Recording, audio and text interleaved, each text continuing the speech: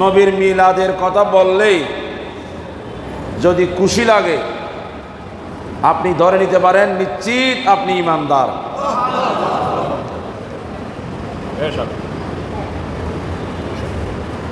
দলিল আমাদের প্রিয় নবী রসুলে পাক বলেন সাল্লাল্লাহু ওয়াসাল্লাম বলেছেন, উম্মত কেউ তোমাকে ঈমানদার সার্টিফিকেট দিতে হবে না, তুমি সব সময় নিজের ঈমান টেস্ট করতে পারবা। একটা মিটার আমি রসুল তোমাকে দিলাম,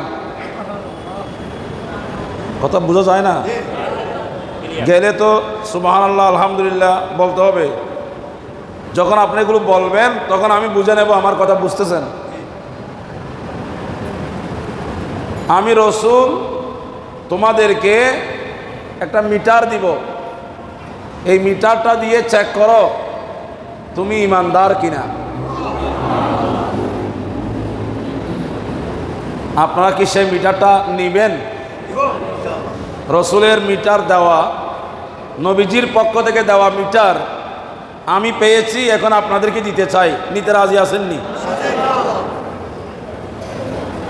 আমার দয়াল নবী বলেন, ইদা সাররাতকা হাসানাতুকা ওয়া আসাআতকা সাইয়্যাতুকা ফা আনতা মুমিন। উম্মত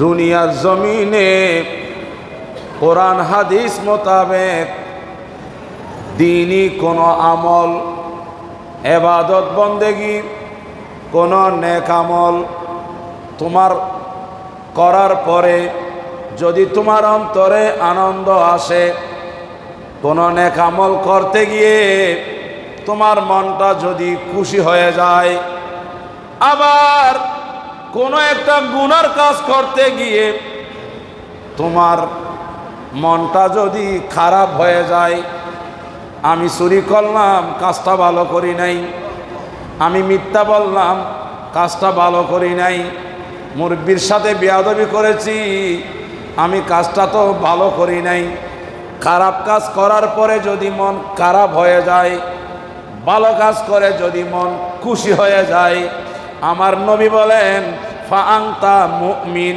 তুমি ঈমানদার, কোনো সন্দেহ নাই। ঈমানদার কিনা কোনো মৌলবী সার্টিফিকেট দিতে হবে? লাগবে না তো। এখানে এসে দরুদ শরীফ পড়েছেন, ভালো কাজ না খারাপ? এখানে এসে আল্লাহর নামে জিকির করেছেন, ভালো কাজ না খারাপ কাজ? এখানে এসে কোরআন শরীফের তেলাওয়াত শুনেছেন, ভালো কাজ না খারাপ কাজ? এখানে এসে আল্লাহর রসুলের জীবনী শুনতেছেন, ভালো কাজ না খারাপ কাজ? না মাহফিল শেষ করার পরে নবীকে সালাম জানাবেন, ভালো কাজ না খারাপ কাজ? এই ভালো কাজগুলো করার পরে আল্লাহ বলছেন, বান্দা ইলাইহি ইয়াসআদুল কালিমুত তাইয়্যিবু, তুমি যখন কোন নেক আমল করবা, ভালো আমল করবা, এইটা করার পরে আল্লাহর দরবারে দোয়া করো, তোমার দোয়া আল্লাহর দরবারে পৌঁছে যাবে।